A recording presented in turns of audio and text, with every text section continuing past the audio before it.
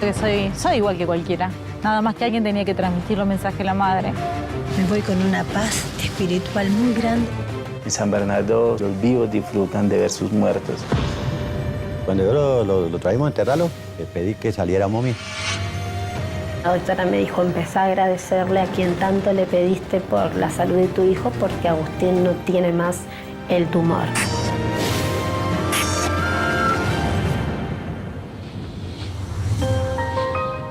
En la provincia argentina de Santa Fe, María José Reynoso asegura poder comunicarse con la Virgen María. La supuesta vidente reúne a miles de fieles que llegan a Centeno para escuchar los mensajes que transmitiría María Rosa Mística y pedirle milagros. Tenía 21 años cuando la veo por primera vez. A la noche estaba rezando y veo que se ilumina el pasillo de mi casa y la veo ella con los brazos extendidos. Hay testimonios de fieles que sostienen haber visto a María Rosa Mística por primera vez en 1947 en Montichiari, Italia.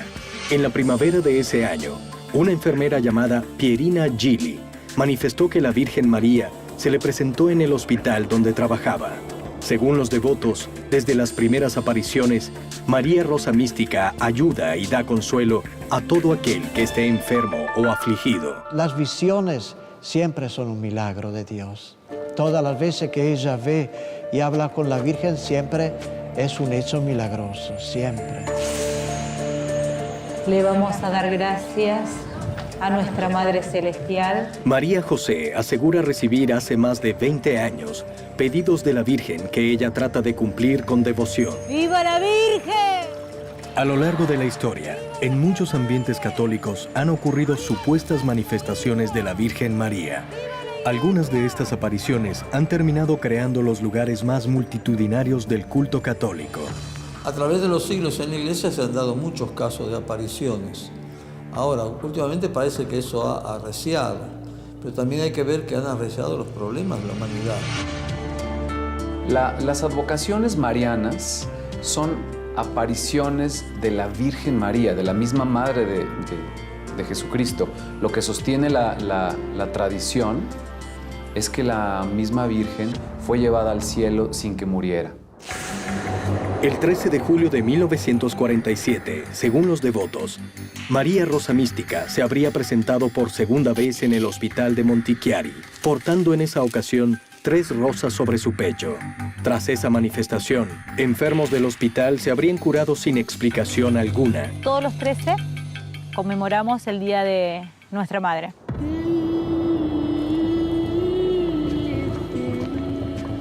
Cada 13 va creciendo la cantidad de gente. Vienen muchísimos casos o personas con enfermedades corporales y muchísima también espiritual y con depresión. La persona que tiene fe está más abierta a que le sucedan cosas, porque mentalmente y espiritualmente está abierto a la búsqueda. Dios te salve, María.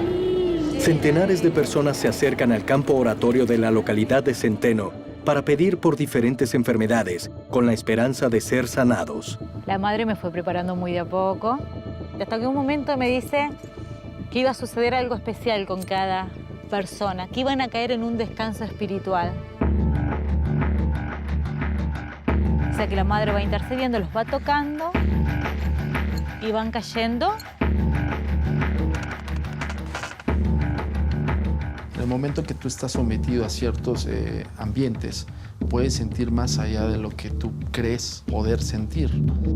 Si hay una imposición de manos, tú vas a sentir, aunque no te toquen, cómo están entrando en tu cuerpo. Las sensaciones de los fieles que asisten al campo oratorio cuando María José los toca no son iguales para todos. Se mezclan signos de armonía y estados de crisis. Sufro mucho de la columna. Parecía que me quemaba algo. Valía la pena llegar, porque sentí que me quemaba la espalda. Los encuentros en el campo oratorio se habrían originado por un pedido que María José dice haber recibido la segunda vez que la Virgen María se manifestó. En aquella ocasión, la supuesta vidente se encontraba en su casa preparando una clase de catequesis para los niños de Centeno, cuando recibió una señal divina que la invitaba a dirigirse hacia un terreno baldío frente a su hogar. ¿Qué mensaje trascendental, según María José, le transmitió María Rosa Mística en aquel encuentro?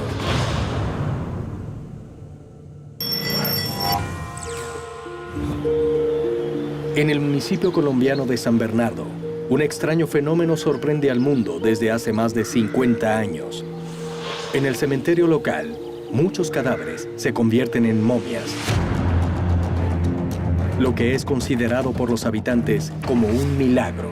Las momias de San Bernardo son un proceso integral de momificación. Allí los cuerpos, al paso de 5 años, aparecen completamente conservados. No tenemos una respuesta concreta a lo que es el fenómeno. Muchas civilizaciones han practicado la momificación a lo largo de la historia, pero ninguna alcanzó el grado de perfección de los egipcios, quienes buscaban conservar los cuerpos de sus muertos para que mantuvieran su aspecto en el más allá. La técnica estaba reservada a los faraones y sus familiares, quienes, una vez momificados, eran introducidos en sarcófagos de piedra o madera. En San Bernardo, el proceso ocurre, pero en forma natural. ¿Cuáles son las características de estas momias? El antropólogo William Romero estudia hace más de 10 años este sorprendente hecho. Una momia es como un libro. Está abierta ahí para que investiguemos. A diferencia de un cráneo o de un esqueleto, presenta tanto tejidos duros, que es lo que está allá adentro, y los tejidos blandos. Los tejidos blandos están acartonados, están deshidratados. Todos los fluidos se han drenado, se han secado, se han desecado o se han perdido. Las momias aparecen ininterrumpidamente hace 60 años y a pesar de haber sido estudiadas en múltiples ocasiones, ningún especialista ha podido explicar las causas del fenómeno. ¿Se tratará de un fenómeno que excede a la ciencia, como sostienen los pobladores de San Bernardo? Este fenómeno ha pasado a ser cultura de esta comunidad sanbernardina. Ya es normal. Al comienzo fue un misterio, intrigas, dudas, ¿verdad? Como todo en la vida. En San Bernardo los seres queridos, los vivos, disfrutan de ver sus muertos. En otras partes de Colombia que vamos a recuperar un desaparecido, las familias claman por verlo, por saber dónde está. Quisieran verlo todos los días, así fuese como una momia. Tras 5 años del entierro de un fallecido, las autoridades del cementerio exhuman el cuerpo para verificar si se ha momificado. Este es un momento de intriga para los habitantes. Ever, por ejemplo, aguarda con ansias descubrir qué ha ocurrido con su padre. Cuando yo lo traímos a enterrarlo, pues sí, yo pedí, pues entre mí no le dije a nadie, pero sí pedí que saliera momia.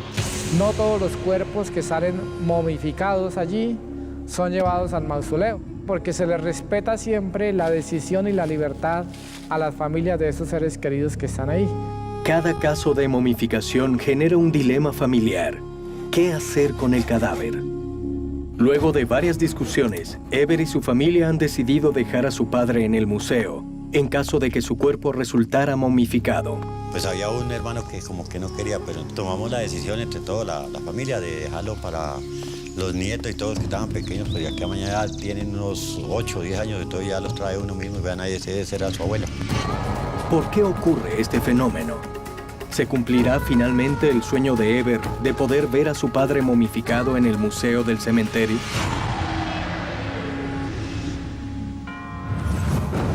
María José Reynoso asegura haber recibido la visita de la Virgen María, quien le habría encomendado una misión muy especial. La madre, en uno de los mensajes, me indica que ella me iba a mostrar un lugar donde las personas se pudieran encontrar con ella, estar con ella.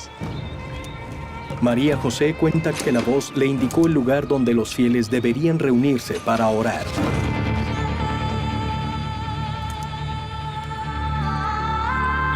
Pide una capilla dándome las medidas, me pide también que busque agua, que iba a estar bendecida por ella. Tras las revelaciones que María José ha dado a conocer, miles de fieles comenzaron a visitar el campo oratorio para recibir los aparentes mensajes de María Rosa Mística.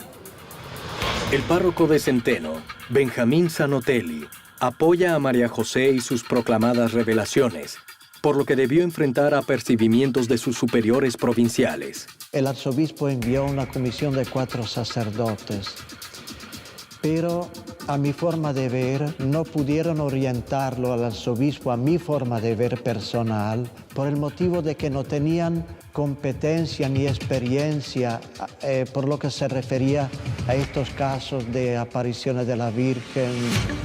Lo que fue más fuerte para mí, la negación de la Iglesia, por haber visto a la Madre, no lo entiendo, hasta me aconsejaron que fuera a misa a otro pueblo. La jerarquía de la Iglesia Católica recibe anualmente muchas solicitudes para investigar apariciones de la Virgen y determinar su veracidad.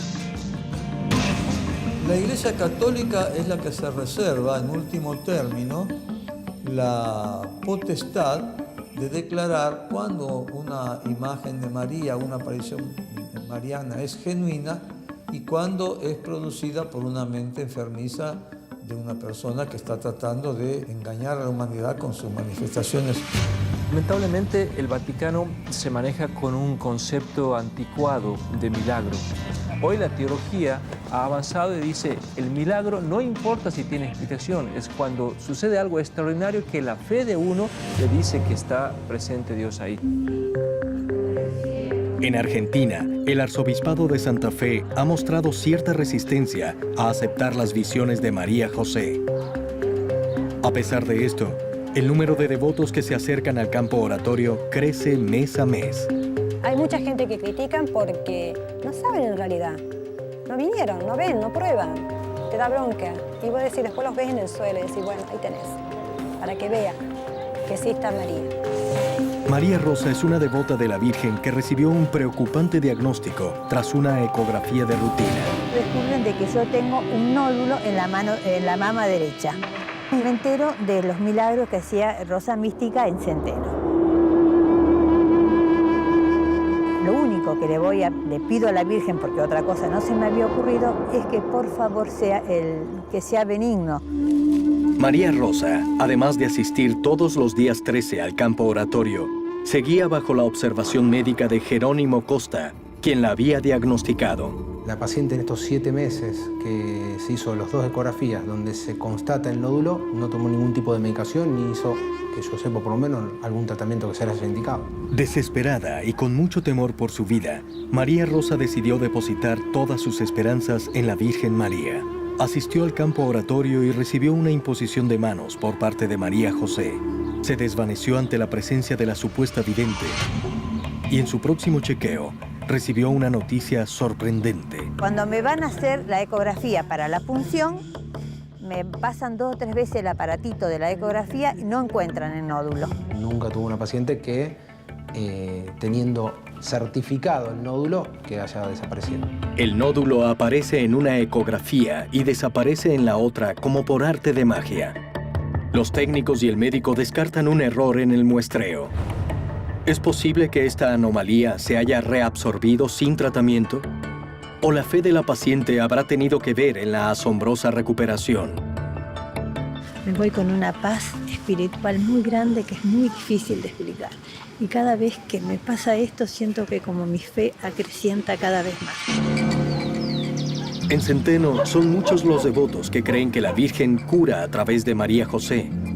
Es el caso de Laura, la mamá de Agustín, un niño de 5 años que unos meses atrás padecía un aparente cuadro normal de sarampión, hasta que los médicos descubrieron una preocupante enfermedad. Agustín se levanta decaído, lo llevamos al médico, con un análisis de sangre dio malo el laboratorio y me enviaron a Rosario. Esperamos los primeros resultados, salieron que había células malas, con la otra novedad de que Agustín tenía un linfoma en el mediastino. El niño ingresó en muy mal estado general, muy comprometido, con una anemia muy severa. Con todo eso se arriba el diagnóstico de una leucemia inmunofenotipo T. El destino ponía a Laura frente a la misma enfermedad por la que había fallecido su primer hijo, Esteban, 2 años antes. La coincidencia de haber vuelto al mismo sanatorio, al mismo lugar de donde había perdido a mi primer hijo fue terrible. Es más, yo venía viajando, no había lugar en todo Rosario para internar a Agustín, el único lugar era el del sanatorio y yo me negaba, pero llegué y no había nada y tuve que quedarme ahí. ¿Cómo hace una madre para enfrentar por segunda vez una enfermedad que ya le quitó la vida de un hijo? Laura está en el grupo de Padres del Dolor. Le llamamos así a este grupo, a los papás que pierden sus hijos y que son contenidos por la madre. Yo me desesperé y la pregunta fue, ¿por qué tengo que volver a pasar por esto? Miré al cielo y dije, ¿por qué otra vez, madre? A ver, decime por qué. Laurita es fortaleza, digo siempre, es una leona. A las 48 horas llegaba el momento de confirmar la gravedad del cuadro de Agustín con una punción lumbar. Laura y su familia no querían volver a sufrir lo que habían vivido con su otro hijo. Agustín entraba a una punción el lunes a las 10 de la mañana y mi único pedido fue que María José estuviera al lado nuestro en ese momento. Subimos a la habitación de Agustín, sale el papá y en ese momento me abraza como si me hubiese conocido toda la vida. Él no venía al campito, traía a su señora y se iba. En ese momento le digo, o sea, no era yo, sino era la madre, que iba a dar pasos agigantados a Agustín. ¿Será capaz María José de ayudar a Agustín para que se recupere y evitar así que esta familia enfrente nuevamente una tragedia?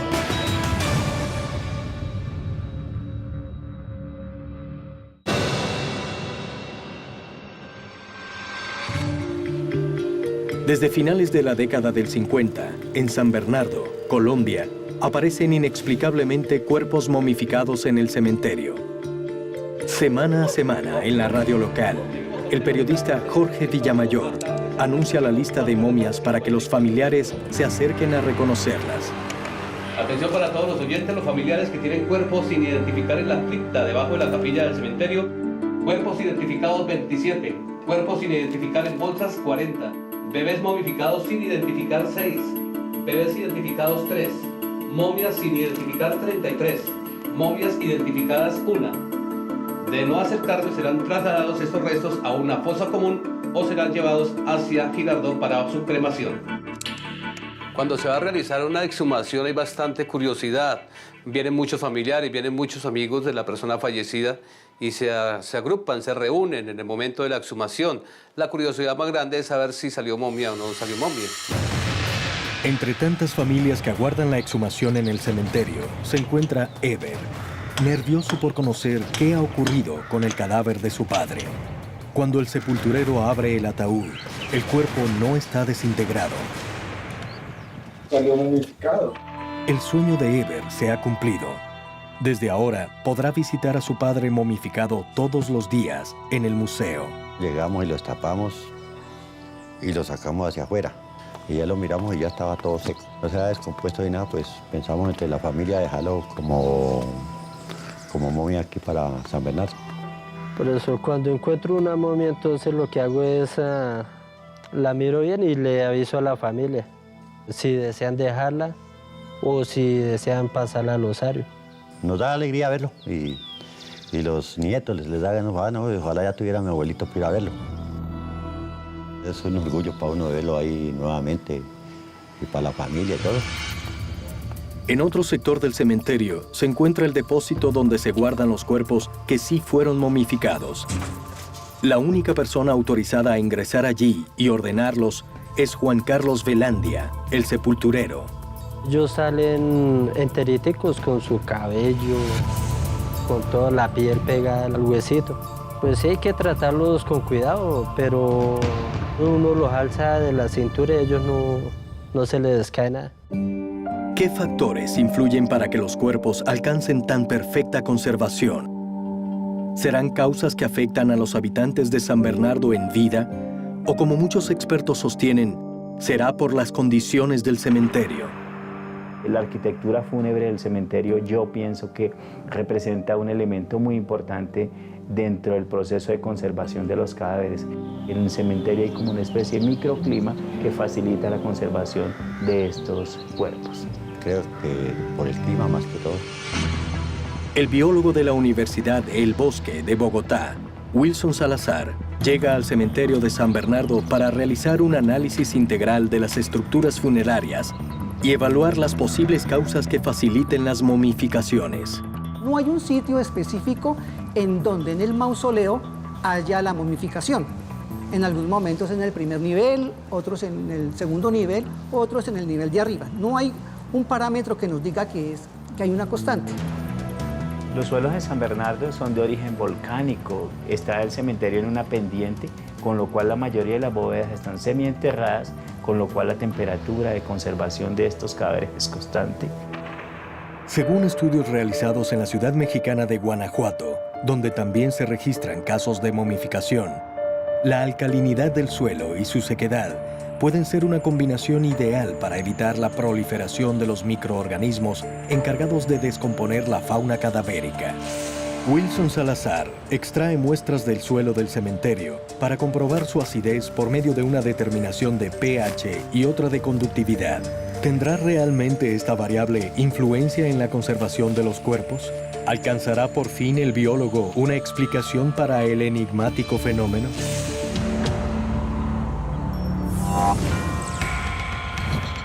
Laura aguardaba con temor la punción lumbar que le debían realizar a su hijo Agustín.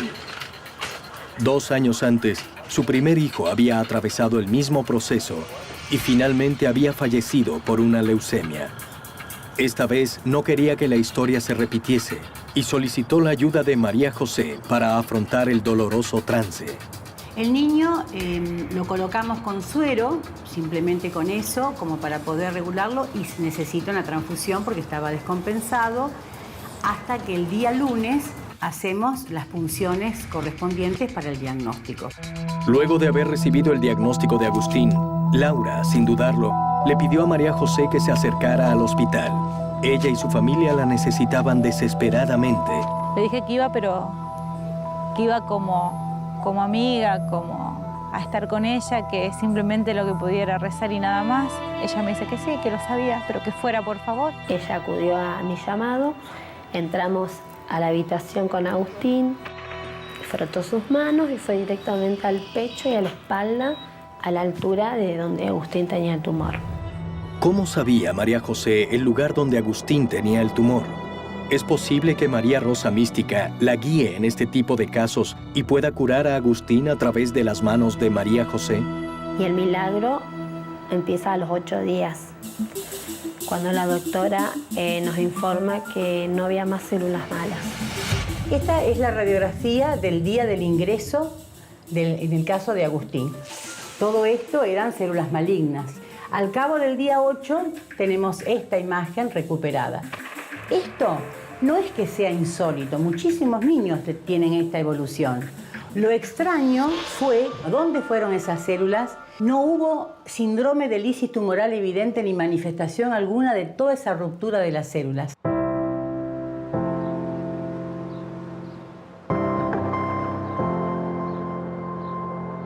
Y bien, el tumor de Agustín se disuelve, hay muchas consecuencias al disolverse, porque es como que rompe muy rápido, entonces tapa todo. Y ya la doctora ya tenía hablado la terapia intensiva y que podía llegar hasta ir a diálisis, Agustín. Y no. Entonces la doctora me dijo, empezá a agradecerle a quien tanto le pediste por la salud de tu hijo, porque Agustín no tiene más el tumor. La hematóloga Mónica Matus es una referente a nivel nacional en el tratamiento de niños con leucemia. En más de 30 años de carrera, dice haber experimentado pocas veces una evolución como la de Agustín. ¿Qué rol pudo haber tenido María José para favorecer esta mejoría?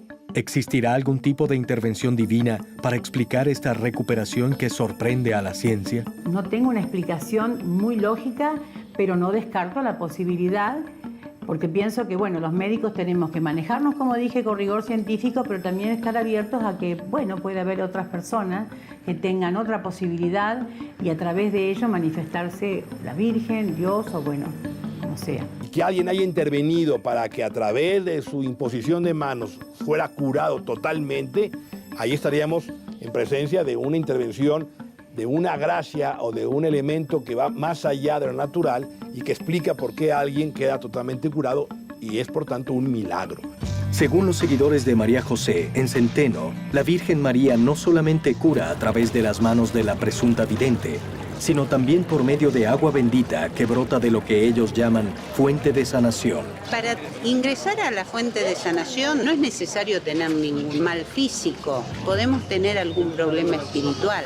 Los escépticos desconfían de María José y buscan una explicación racional para los supuestos encuentros que la vidente dice mantener con la Virgen María. Una persona dice ahora que la Virgen se le apareció y le dijo que tal agua va a estar bendita.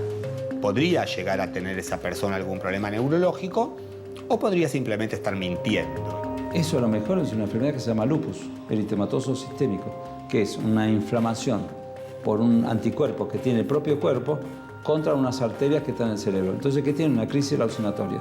Y la Biblia lo dice, ¿no? Dice, por los frutos lo conoceréis.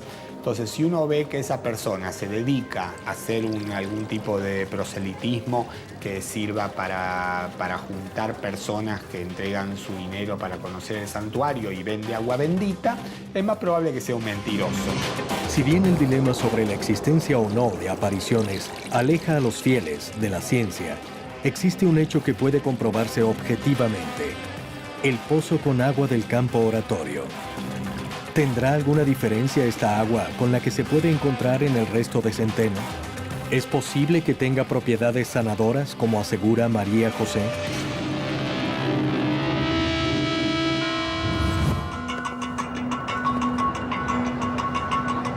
La comunidad judía Ashkenazi de la Ciudad de México defiende las leyes más tradicionales del judaísmo.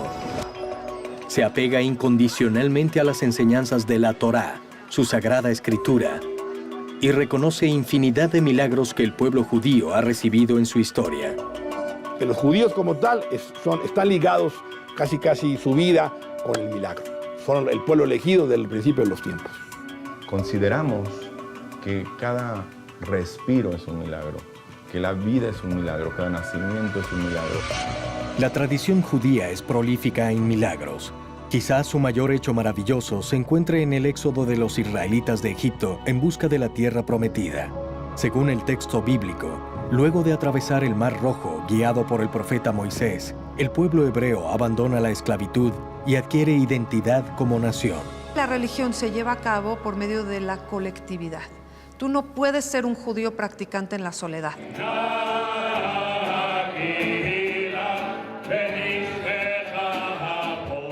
La comunidad Ashkenazi se reúne en la sinagoga de la Ciudad de México para celebrar el Día de Jerusalén. Hombres y mujeres no comparten el mismo espacio en el templo. Sobresale el clima festivo y se entonan cantos de alabanza y salmos con música para agradecer a Dios. Los milagros dentro de la comunidad son frecuentes y gran parte de los encuentros sirven para recordarlos. Jaime Lobatón comparte un terrible secuestro que le ocurrió hace 10 años, justo cuando planteaba dedicarle su vida a la religión, y no lograba hacerlo porque no aceptaba postergar su crecimiento económico. Desde el primer momento le dije al Todopoderoso, yo sé que aquí es tu mano la que me está llevando y es porque seguramente este es un programa para que yo ya pueda dedicarme al estudio de la Torah. Me golpea un auto por adelante, me golpea un auto por atrás y me dicen, esto es un secuestro, ¿cuánto vale tu vida?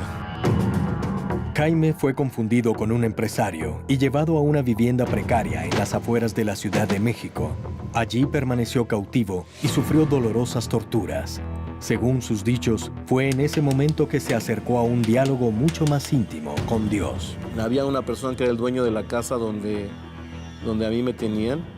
Y esa persona que era el comandante del grupo era la que hacía más su trabajo para sacar alguna información o cosas así. En una de esas ocasiones me empezó a golpear. vio la prenda que tenía y le preguntó a la otra persona y dice, ¿qué es eso? Yo le dije, no es una ropa que usamos nosotros los judíos, usamos esa prenda que nos ayuda a recordar los preceptos de Dios. Los secuestradores observaron el talit katán, una prenda que utilizan los judíos religiosos debajo de su ropa, y decidieron utilizarla como prueba de vida tras mancharla con sangre de Jaime. Nada de esto desalentaba al secuestrado, quien afirma haberse mantenido en contacto con Dios cada uno de los días en los que estuvo encerrado. Entonces le empecé a decir, sí, yo en mi casa tengo obras de arte muy valiosas, de Picasso. Le empecé a inventar cosas. Entonces él se emocionó. Vienen los otros y me dicen, oye, ¿de veras es verdad todo lo que dijiste? Le dije, no, claro que no es verdad lo que dije. Si ustedes me están empujando a que diga todo eso. Me golpeaba. Y sí, los golpes me dolían mucho en el momento, pero cuando se iba, yo estaba como si nada. Les dije, ¿saben qué? A mí ahorita Dios me acaba de enseñar una cosa. ¿Cuál es? ¿Qué te enseñó? Me dice, me acaba de enseñar que no tengo que decir mentiras. Cuando la angustia y el desánimo comenzaban a mermar la resistencia de Jaime, un suceso inesperado aconteció. El captor que lo cuidaba decidió salir sin avisarle al resto de la banda y dejó a Jaime solo en la habitación. ¿Qué podía hacer el secuestrado estando tan débil y sin custodia? ¿Cómo habrá logrado salvar su vida?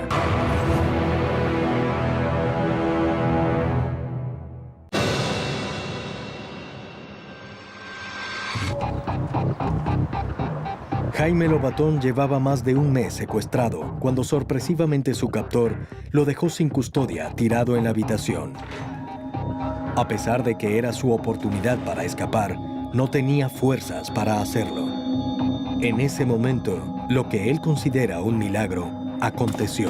Casualmente, que ese es el gran milagro que ahorita estamos platicando, los policías de la colonia, los que cuidan la colonia, vieron que salió y lo empezaron a seguir. Lo vieron armado más bien, que tenía un arma.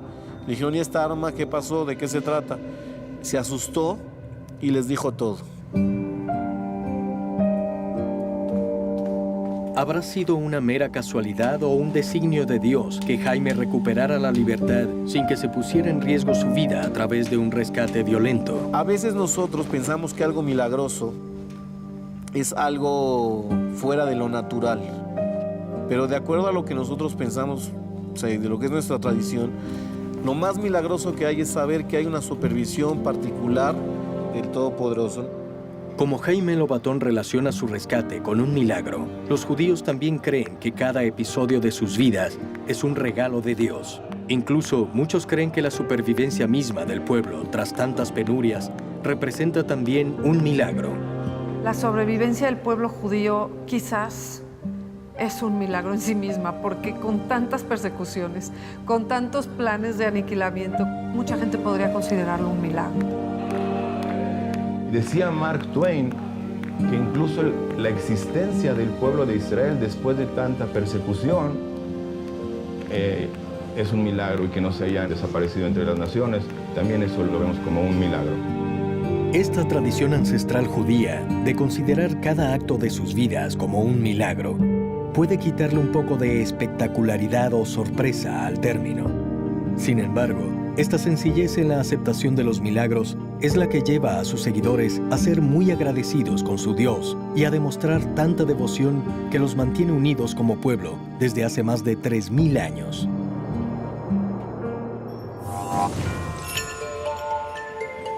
El biólogo Wilson Salazar ha tomado muestras del suelo del cementerio de San Bernardo para verificar si allí puede estar la clave para que los cuerpos se momifiquen. ¿Será realmente alcalino como para generar la conservación de los cadáveres? Los análisis que se hicieron en campo sobre el suelo dio con características normales. Su pH es neutro y su salinidad es normal. Queda descartado entonces la posibilidad de que esta variable pueda influir en los procesos de momificación.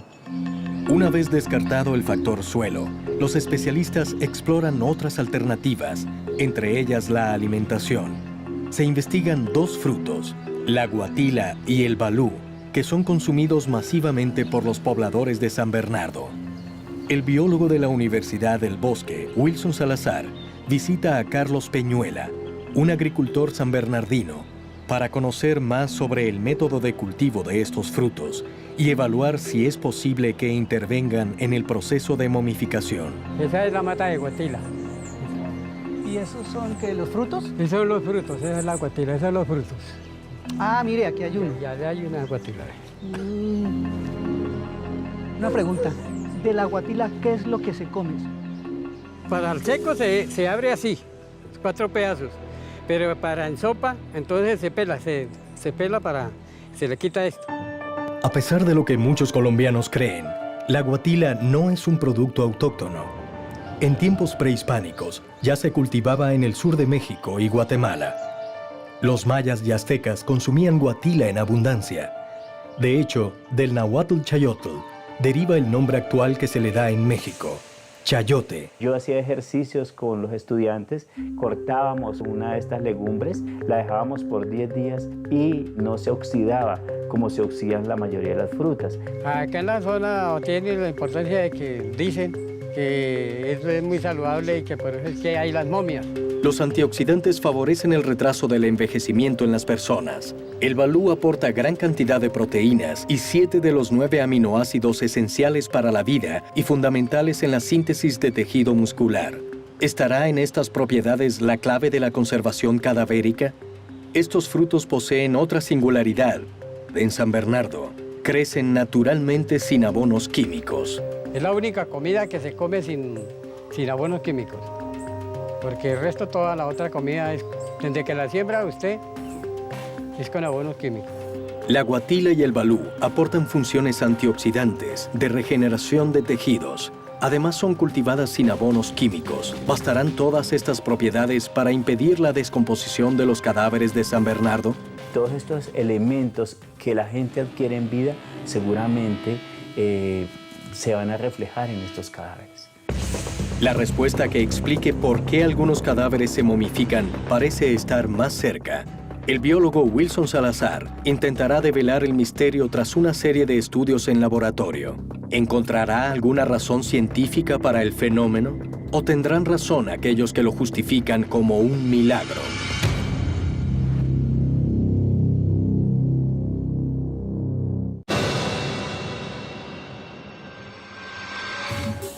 En Bogotá, Colombia, el biólogo Wilson Salazar analiza las propiedades de la guatila y el balú en la Universidad del Bosque para comprobar si pueden ser las responsables del proceso de momificación que acontece en San Bernardo.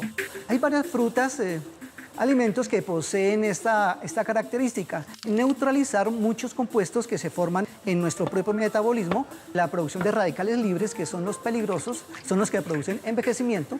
Los alimentos tienen mucho que ver, sobre todo la parte vitamínica y los antioxidantes para la conservación de los cadáveres allí. Los estudios químicos ratifican las propiedades antioxidantes de la guatila y el balú. Sin embargo, los científicos no pueden afirmar que esa capacidad actúe para evitar la descomposición de los cadáveres. Las cualidades momificantes de la guatila y del balú científicamente no están comprobadas, pero debemos tener en cuenta que en muchas partes de Colombia y de Latinoamérica este alimento también se consume y no en todas las partes existe la momificación. Ya descartados el suelo, el clima y los alimentos como la guatila y el balú, la ciencia queda desconcertada ante el origen de las momias de San Bernardo. ¿Estarán en lo cierto aquellos pobladores que creen en un milagro? ¿Qué hace falta para confirmarlo? Para la ciencia, descifrar lo que es la momificación aún permanecerá dentro de lo desconocido, que seguramente en unos años, tal vez décadas, vamos a tener una respuesta. En ese momento no tenemos la certeza de que eso sea un milagro. Esperamos a ver si en el futuro podremos lograr si eso puede ser un milagro o no.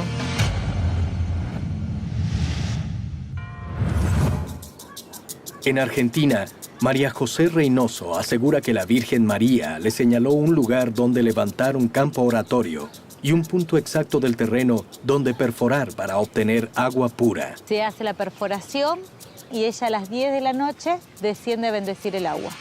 Además de María José, otros vecinos manifiestan haber sido testigos de la supuesta aparición de la Virgen María aquella noche. Yo salgo con mi hija y vemos una luz que cae del cielo. Entonces yo le pregunto a María José qué es y ella me dice que es la Virgen que desciende a bendecir el agua. Los devotos de María Rosa Mística están seguros de que el agua de la fuente de sanación fue bendecida durante una de las apariciones de la Virgen y que tiene propiedades extraordinarias. Tengo un nieto de 2 años, le había salido un tumor en la tiroides. Mi hija no tiene mucha fe como yo, pero de tanto que uno la madre le invoca, la traje con mi nieto y todo. Se metió a la pileta de sanación, al nene nunca lo operaron, nunca más le salió. Los cientos de personas que acuden al campo oratorio están convencidos de que es la Santa Madre quien responde a sus plegarias y lleva a cabo los milagros que ellos aseguran recibir. El único que puede hacer un milagro es Dios.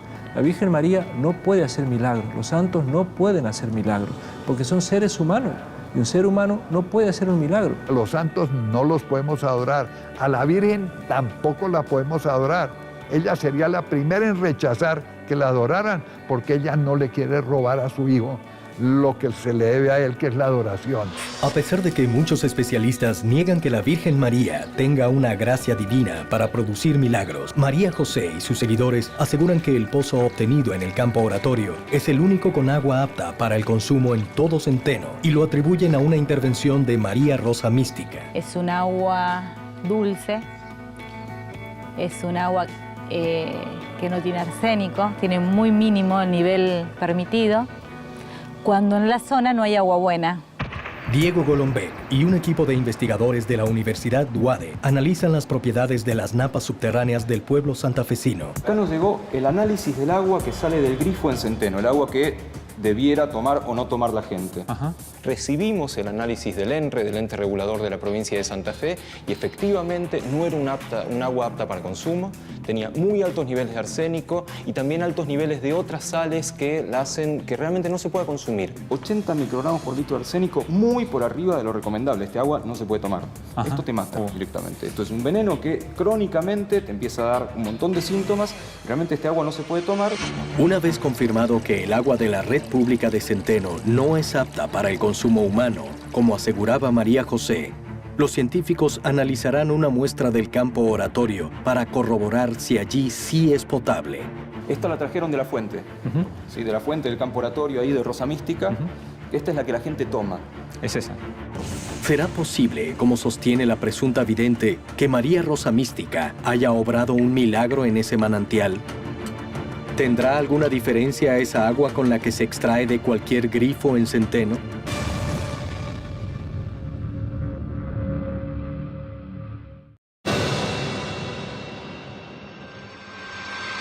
Los científicos de la Universidad UADE analizarán una muestra de agua del campo oratorio a María Rosa Mística en Centeno. Según la supuesta vidente de la Virgen, María José Reynoso, esta agua se diferencia de la existente en toda la localidad porque es potable, cuando los habitantes de Centeno no pueden consumirla proveniente de la red pública por los altos niveles de arsénico que registra. ¿Qué veredicto ofrecerá la ciencia en este caso?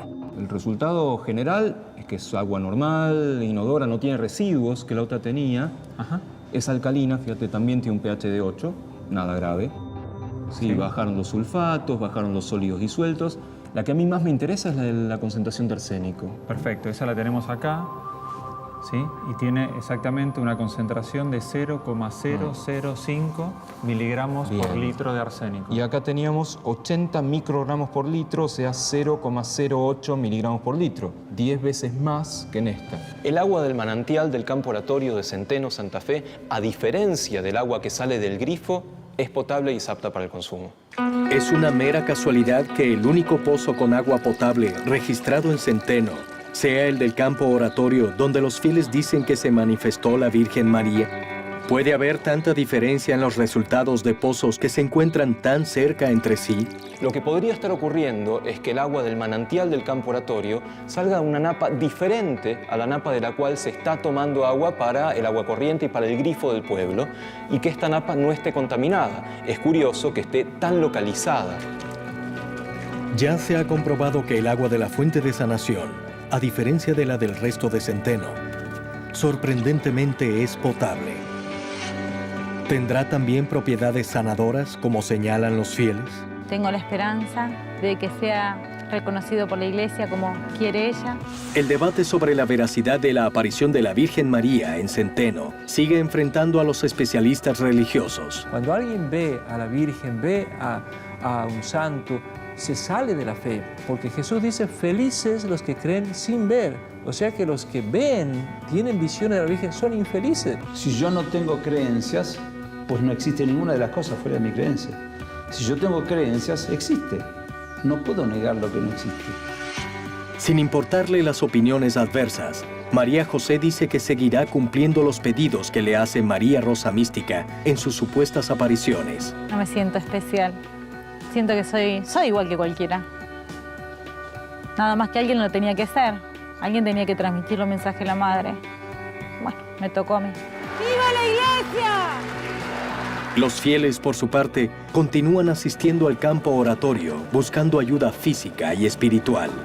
Los devotos no esperan aceptación alguna del Vaticano, porque, según aclaran, lo importante en Centeno no es confirmar o no la existencia de un milagro, sino acrecentar mes a mes esta sincera muestra de devoción a la Virgen María. ¡Viva la Virgen!